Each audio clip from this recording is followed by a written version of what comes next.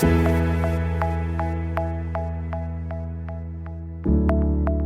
everybody. My name is Cesar Fernandez. This is a podcast with BHB, and I have Catalina Murillo here, one of our members. And we're really going to speak about her business, her life, and really what got her to the point that she is currently right now in her life. So, Catalina, I know you're doing a lot, right? Because I read a little bit about you. And you're in politics, you're a cancer survivor, you're an entrepreneur. And this is what BHB is really about. Our journey is all different. And sometimes we definitely get stuck and need a little bit of help and assistance. And I think hearing other people's story, other entrepreneurs' story, really makes us, helps us understand that we're not alone, that it's difficult. And I like hearing stories like this because it also helps me understand that I can get through certain things, right? And I think that's really your story, right? The way that you've been able to get through those tough times, right? So tell us a little bit about the cancer, right? At such a young age, and I don't want to ask you your age, but such a young age, you had cancer, right? What was that like? Well, it was a really tough experience. I was 23 when I was diagnosed. Wow. Yes, I'm 26 now, it's okay. And it was really surprising, but I will say that absolutely changed my view of everything. Mm-hmm. There were a lot of things that I knew I wanted to do. I mean, I've always been a hard worker. I've always said I want to give back. I've always said I want to be involved, always. But, I think in life, naturally, there's things you want to do and you say, when I have this much money, when I'm here, I will do this. And you always wait, but then that day, it never comes. And so I think that being diagnosed with cancer and going through cancer, I was, it just got me into thinking. And I was like, I don't have to wait. I don't have to wait to be an entrepreneur. I don't have to wait to open my own business. If I have $5 to give back, I can give back $5. I don't have to wait to do anything. And it was really tough. I was 23, and actually, a lot of people, it was around COVID era, and a lot of people, unfortunately, a lot of people died due to COVID. My dad, he had 2 heart attacks because of COVID. He's okay, thankfully. Okay. I'm very thankful that he's here. But my cancer was actually found because of COVID. Oh, wow. So it wouldn't, the doctor says, I hate COVID, but COVID for you may have saved your life. Yes. I had a cough that wouldn't go away. And it wouldn't go away, and I didn't think anything much of it. A lot of people neglect their health day to day. You notice something little, you don't go to the hospital. The doctor, you don't have the time. So I was like that. I had a cough, it wouldn't go away, but it was not a big deal. So I would just, live my day to day, and then I got COVID. And so COVID made things a lot worse. It was harder to breathe, and I was coughing a lot more. And after I was kind of getting over COVID, it was even worse. So I said, I'm going to the hospital. Like, I'm going today to the ER. If I don't go today right now, I'm not making an appointment. I know myself, and I'm not going to get checked up. I'm going today because this is not okay. And so I went to the hospital. I thought they were just the norm, like, oh, you're okay. It's just this, or here's this medicine. And so the doctor walks in and he's like, we did an x-ray of your lungs because I had COVID and I had, everything that was happening. And he's like, and we see a mass in your chest. It's like right in the middle between your lungs and your heart. Wow. So that's probably why you can't breathe so well. It's consistent with Hodgkin's lymphoma. And, me at 23 in that moment, I was like, oh, and he's like, we're going to do a CT just to see what it is.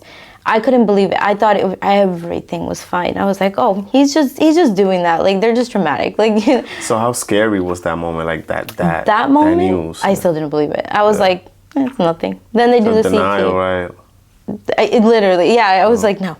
And so they come back with the CT and they're like, it's consistent with Hodgkin's lymphoma. That's a cancer. And that moment, oh my God, I remember like, I just didn't believe it. I really didn't believe it. I started calling my mom. I started calling everyone. And my mom knows me. I prank everyone. I'm always pranking. But I would not play about that. But I call my mom, and her immediately is like, Catalina, don't say that. Like, why are you playing around like that? And I'm like, I'm not. Like, I'm serious. Wow. And that night I had to go to the hospital. They did a lot of testing. I have a scar here. They did a few days later the surgical biopsy. They had to take out one of my lymph nodes to properly diagnose me. And not too long after I started treatment, and during my first chemo, I found out that I was allergic, not to the chemotherapy drug, but the anti-nausea drug. It's a very strong drug to not throw up. Yes. As soon as they put that into my bloodstream, I start it looked like a seizure. I don't know what it was, but I pass out. I turn purple. My mom's screaming. Everybody's screaming. I thought I was gonna die. And so they didn't know what it was. They thought it could be anything. And so they tried to give it to me again at another treatment, and immediately I start feeling it again without even knowing what they were like, what if it's in your head? It wasn't. It wasn't, because I started feeling it again. And so, then it got marked as one of my allergies, but that was tough. But really, I think what that experience taught me is more resilience, and more there's nothing that differentiates me from somebody else. There's nothing that sets anyone apart. We're all capable of things. We're all smart. We all have our own unique talents. And it was hard for me, because I lost all my hair.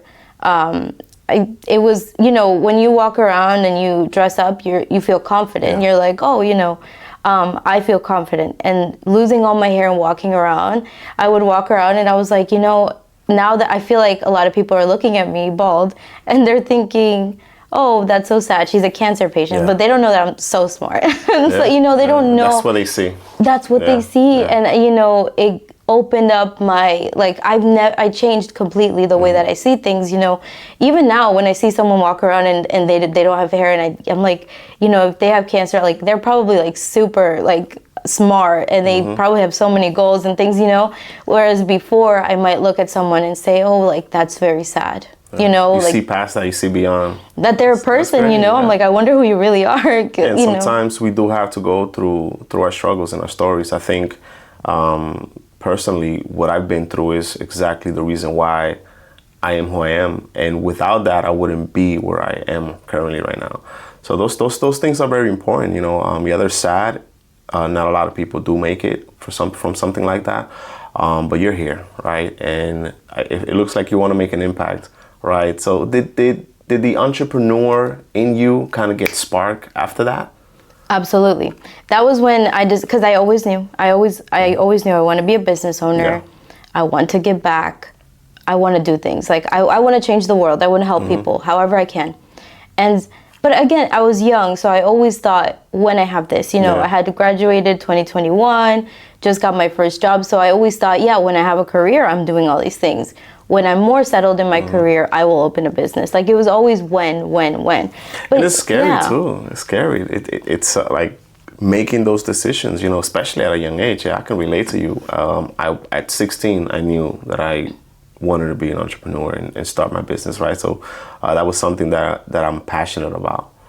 I think it starts when you're young, you just don't know it. Because I think that every entrepreneur, you're probably the kids that was selling rocks when you're 5. Yeah, I was telling everybody about open up a bank account, and they're like, what? You start saving, and then you got a 3.5 APR, compound interest, and everybody was looking at me like, what are you talking about? Oh yeah, my son, he's 9, but he's when he was 6, we were at the Bahamas, and I offered them to buy seashells, and I let them pick. And he wanted to pick, instead of one big nice one, he wanted the pack of a lot. And he's like, I can sell these for a lot because these are Bahamas seashells in America. So he's like, how much do you think I can sell each one for? And I was like, oh my gosh, it's really something that, I have three sons, by the way. But entrepreneurship, it's something that I think you are what you are from a young age. Sometimes you don't know. Because even at 19, I didn't say I'm going to open a business. But I was always looking for something. I wanted to be a virtual assistant. I was always working hard. But it was the cancer that pushed me. Really, I think that going through that changed everything. I said, I don't have to wait. And I don't. And also, I feel like everyone suffers from imposter syndrome. You see all these people, and they look like they know it all. They look like they have it all together. They look, but I think we're all just figuring it out. And that's the truth. That's exactly what I was going to say. Full disclosure, right? We don't. And most people that you see out there, they go through these motions. Yes, they have their experiences because they've been in different businesses and stuff like that. But they themselves, right, they're just figuring it out. Each business, I take it one day at a time.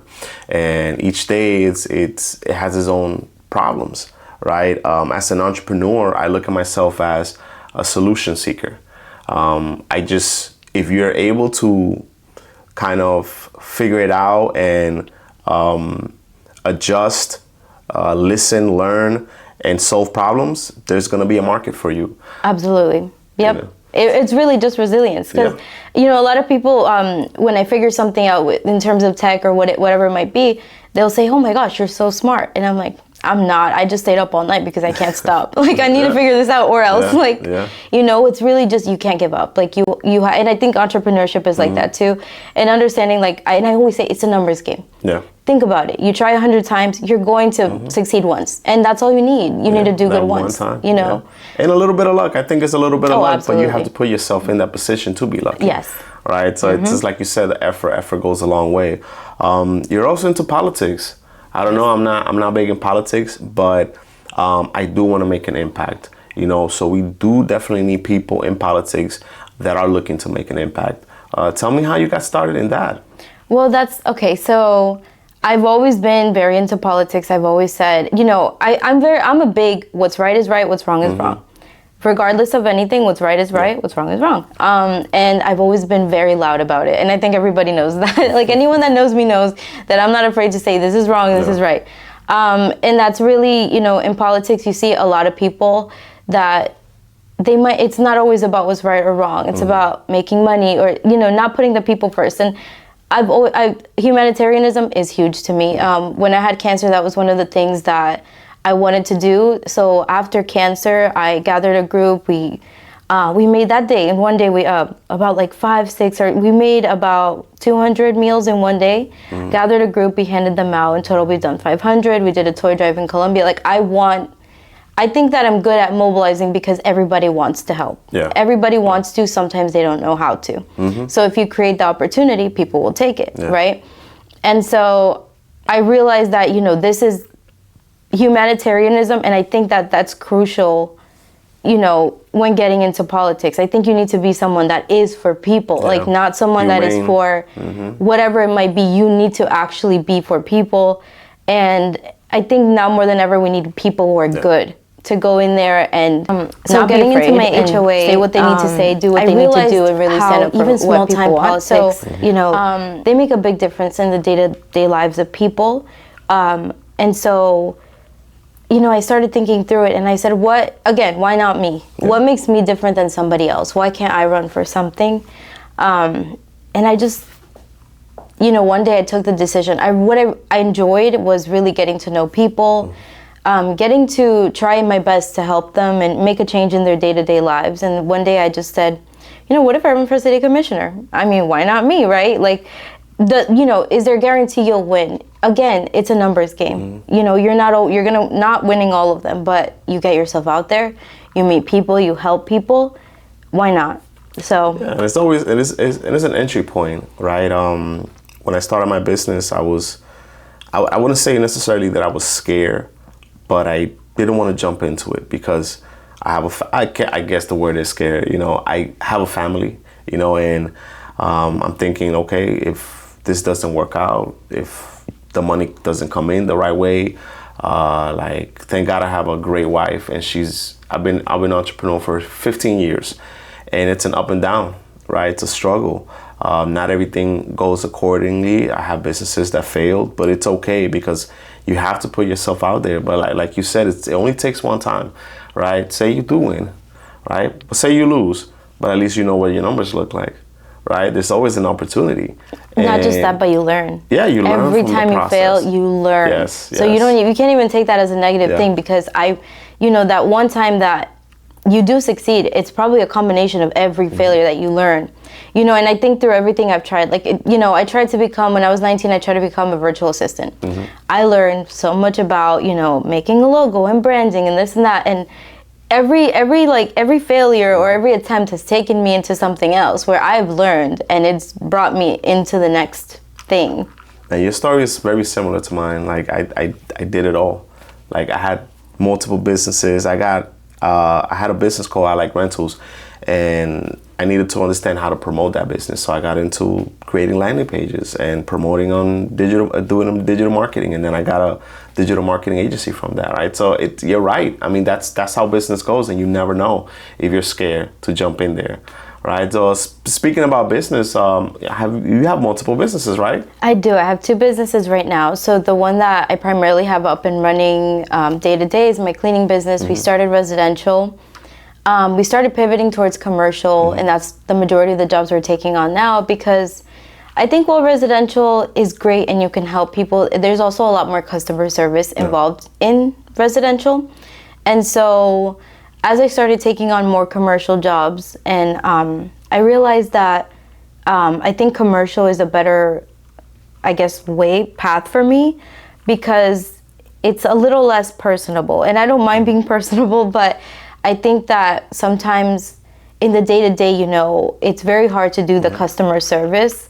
It's much more hands-on. I guess that's what I'm trying to say. And I think we all know our houses, like, we're so personal about our houses. So, wanting to make clients happy, it can be really tough when you have a lot of residential clients. Well, I really, honestly, like, it's like every time you speak, it's about something that I've always thought about. And I guess it's just the entrepreneur, right, in us. Commercial, the way I look at commercial is that it's something that is scalable, right? Something that you can automate, it's something that it's a contract, it's in and out, labor, it's set, it's a structure, right? When it comes to the personal side, there's a lot that you have to figure out, right? Oh, is this person gonna steal jewelry? Like, are the kids gonna be there? Like all that stuff. Yes, and preferences too, because every single client, you might care so much about your floors, somebody else cares a lot about their bathrooms. You have to learn every client's preferences too. And you're not cleaning, because I dispatch the cleaners, but it's also, somebody calls, a lot of people too, they get used to one person, and then, it's hard when another person goes. It's a lot of different things that you have to think about. It's like a million things in your brain. So we still we still have residential clients now. We have our tried, like, the true loyal clients, they're... So you started with residential? I did. I started with... So we still have them, and we take care of them, and we're not letting them go because, they're loyal, good clients. But lately, we've been pivoting more towards taking on those commercial jobs. So we have a few offices that we do, and we're looking to expand, and that's really what we're doing right now, is just kind of slowing down on residential and upping commercial. Okay. What's the other business that you have? So Flowly, it's an operations business. And so this is something that I feel that there's a big need for in the market, because we're in the age where everyone is selling technology. Everybody's selling a program. Everybody's selling automation.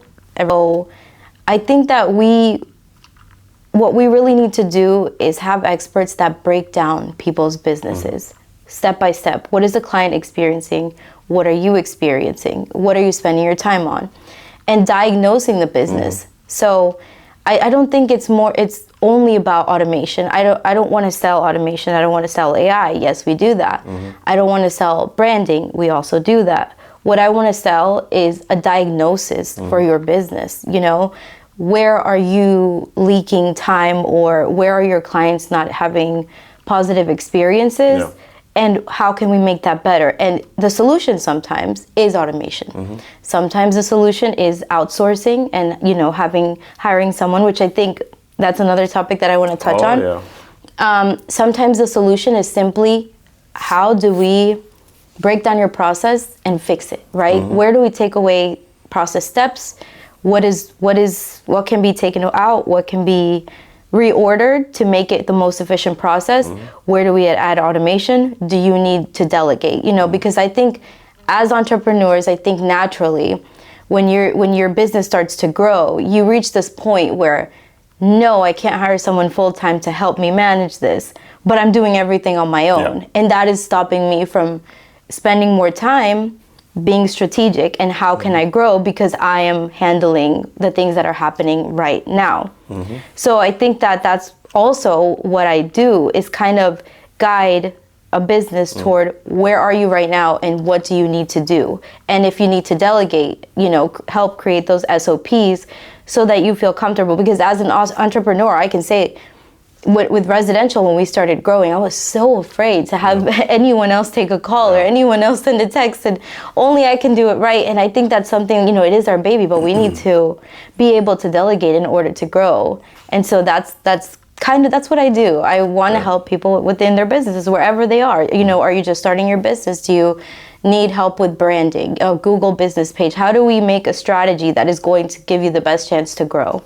Yeah, well, I'm an operations nerd myself, right? And everything that I've experienced in my past businesses led me to that. I read somewhere, I don't remember what the book was, but it said 80% done by somebody else is 100% better, because it gives you the time, right? Business owners don't put themselves in the key position in their business to make the most money, right? And that's where you fail. You as a business owner are the visionary. You are the person who is imagining your business get to the next level, growth, right? Without growing a business, you surely slowly start to die. So that's why I love operations, right? A key word that I always use with my team is bottleneck. Right? Where are the bottlenecks? That's where we go in there and try to automate. That's where we try to use AI, but it's not, the automation helps a lot. But it's like you said, right? Getting all these things together and looking at the picture, right? I look at it as a client journey, right? So discovering what the client journey is and understanding what that is and understanding what you want to provide for your clients at the end of the day, right? Having that clear perspective helps out. So yeah, a lot of business owners do fail, and a big part of it is because they want to do everything and they can't. You cannot grow a business and you as a business owner do every single thing in your business, right? Another topic that I wanted to speak about, because this is something that I use in my business, right? Virtual assistants. It's great. I don't understand why people are so scared. I get it. In the beginning, I definitely didn't want to take that leap. But once I took that leap, I was able to enjoy my life, my kids, my family. At the end of the day, that's why we go into business, right? To have a life. Right? But tell me a little bit about how you got started. I guess everything that it lines up, right? Because you were telling me that you were a virtual assistant yourself. So I'm pretty sure that from there, you're like, how come I can't just hire virtual assistants? Or am I making this up? No. So I tried to be a virtual assistant at 19, but I had no experience.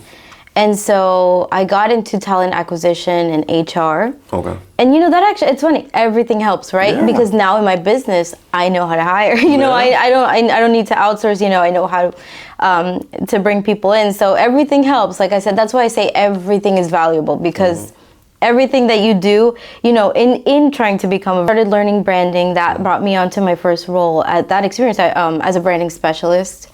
And I was also learning about recruiting, which then brought me onto my next role. And I started working with HR technology.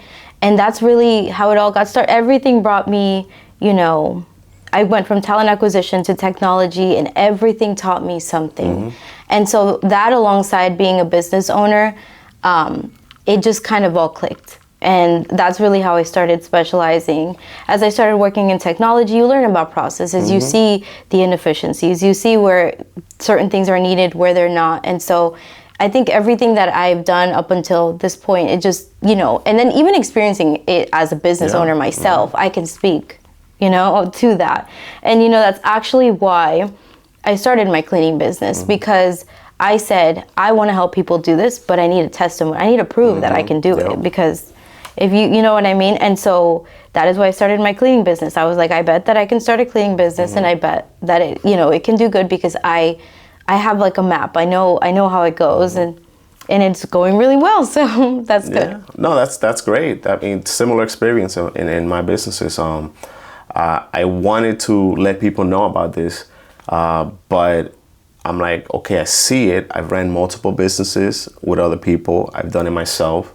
But I've never, I feel like the word is, I never really cracked the code, right? And I was like, let me just start a business from zero to crack the code, because other businesses I had help, partnerships and stuff like that. It's a little different because you can break things apart. But when you own your own business and when you have to do it all from the beginning, right, from scratch, it's a different beast. because like you say, SOP is great, but it's not about the SOP. For me, it's about the client's journey, right? And the systems behind that and the data. I'm really data driven, and that's how I can see the numbers and see how things are growing and going.